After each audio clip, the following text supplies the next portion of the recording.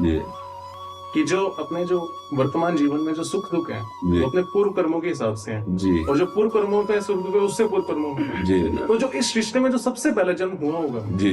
वो किस आधार पे हुआ? इच्छा, स्वतंत्र इच्छा। इच्छा का त्याग दो, अभी खत्म हो जाएगा तुम्हारा जन्म। इच्छा ही तुम्हें इस रूप में लाने की वृत्ति है। अगर इच्छा का त्याग हो जाए तो अभी जीवन मुक्त हो जाओ। सारी साधना इच्छा के त्याग की है। वेद कहता है एकोहम बहुश्यामः, मैं एक बहुत रूपों में हो जाऊं।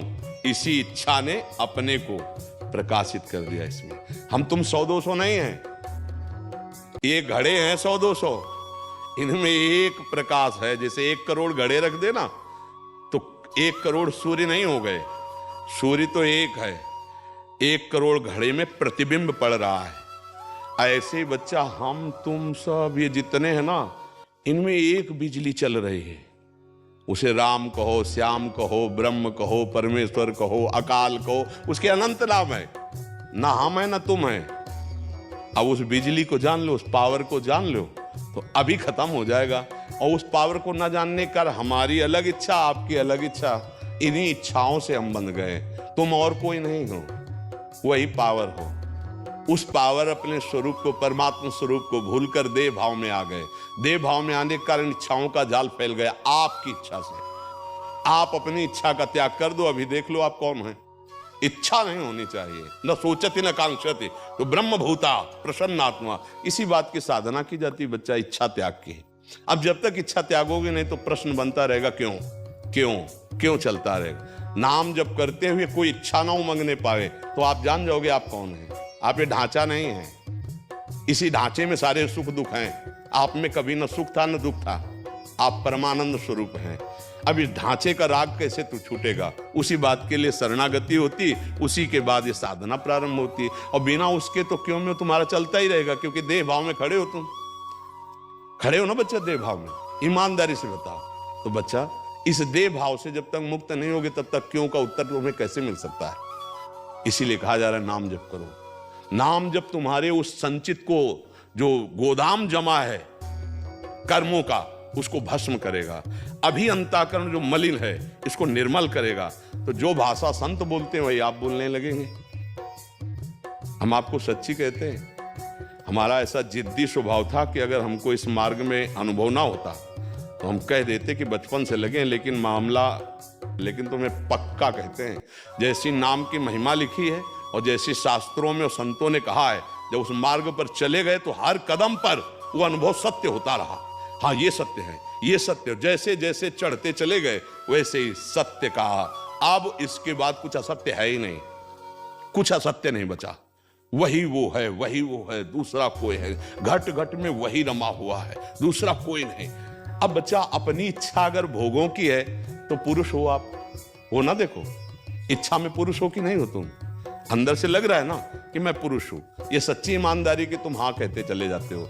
अगर यही शरीर की इच्छा खत्म हो जाए तुम्हारी कि मैं पुरुष स्त्री नहीं हूं, मैं आत्मस्वरूप हूं, अब आपकी मांग क्या है?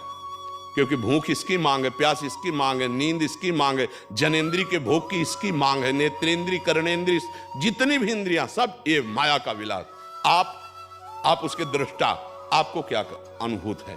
आपको कौन सा दुख छू रहा है, कौन सा सुख? अब बिना ज्ञान के बच्चा तो हमारी पशुवत बुद्धि बनी रहेगी और दुख की परंपरा चलती रहेगी। ये दुख ऐसा समझो बच्चा जैसे स्वप्न में हम सो रहे हैं, हमने देखा कि हमें कोई पकड़ लिया और चाकू से मार रहा है। अब आप कैसे बचा सकते हो? उसके आसपास अंगरक्षक खड़े कर दो, सब राइफल लिए खड़े, बचाया जा सकता है? नहीं। अगर उसको दुख से बचाना है तो एक उपाय, उसको जगा दो। जो ही जगेगा तो ना कोई बंधन था, ना कोई चाकू मार रहा था, ना। तो बच्चा बिल्कुल ऐसे ही हम इस समय अज्ञान में स्थित हैं। यदि हमको ये पता है कि शरीर मैं हूं, ये घोर अज्ञान है। उमा कहूं मैं अनुभव अपना, सत हरि भजन और जगत सब सपना। अगर आप साधना नहीं करोगे तो आप कितने भी प्रश्न करते जाओ, उत्तर मिलते जाए, आप बिल्कुल नहीं समझ पाओगे। इसके लिए साधना की। पूज्य राधा बाबा से जब कोई प्रश्न करता था, पूछते थे कितने लाख नाम जप करते हो? तो जब वो उत्तर देता था इतना, तो बोले इतना अब हमारी तरफ से 1 महीना जप के आओ, फिर हम तुम्हें उत्तर देंगे। क्योंकि जब तक आपके अंदर पात्रता नहीं होगी तो आप समझ नहीं पाओगे। इसलिए बच्चा तुम ही वो हो जिसकी खोज करनी है, दूसरा कोई नहीं। ये पक्की बात समझो। खोज करने चले थे और जब खोज हुई तो जिसकी खोज कर रहे थे खोजने वाला ही वही निकला, दूसरा कोई नहीं निकला। अब इस बात को समझ पाओ तो समझ पाओ, ना समझ पाओ तो बच्चा नाम जप करो, आगे समझ जाओगे। नाम जप करोगे तो सब जान जाओगे, बिना पूछे जान जाओगे। और अगर तुम्हारी श्रद्धा है तो तुम्हारा जो प्रश्न है तुम्हारे पास उत्तर आ जाएगा, विश्वास करो। यूट्यूब में आ जाएगा, तुम्हारे हृदय में आ जाएगा, तुम्हें ग्रंथ में मिल जाएगा। अगर संतों पर श्रद्धा, नेत्र चंचल मत करो। जब नेत्र हमसे मिला रहे तो इधर उधर मत झां, यही है, यही तुम्हें समझने नहीं दे रहा। जिस दिन तुम समझने में, लक्ष्य में दृष्टि लगा लोगे, समझ जाओगे। यही चाल रोकनी है बच्चा, यही है। ये लक्ष्य से हटाता रहता है मन, उसी को एकाग्र कर लो, लक्ष्य में लगा लो तो प्राप्त कर पाओगे। तो यही इधर उधर देखना है, प्रश्न करना है परब्रह्म का, बात करनी ब्रह्म ज्ञान की। और स्थिति हमारी जीरो से ऊपर उठना नहीं चाहती, ये आपकी कमी है। आप वही हो, कुछ आपको नहीं चाहिए, बस जान जाओ भाई, तो जान जाओ। अब इसका ऐसा तो है नहीं कि दुकान की मिठाई की 100 ग्राम मंगाकर हम खवा दें, ऐसा तो नहीं है। ये तो गुरुजनों की चरण रज और जीवन भर उनकी आराधना करने का ये फल आया है कि बात समझ में आई जो आप सुन रहे हो। प्रभु आप बड़े भाग्यशाली हो जो आप परमार्थ की बात जानना चाहते हो। पर इतनी हमारी प्रार्थना है, आचरण पवित्र रख के नाम जप करो, हर उत्तर मिल जाएगा।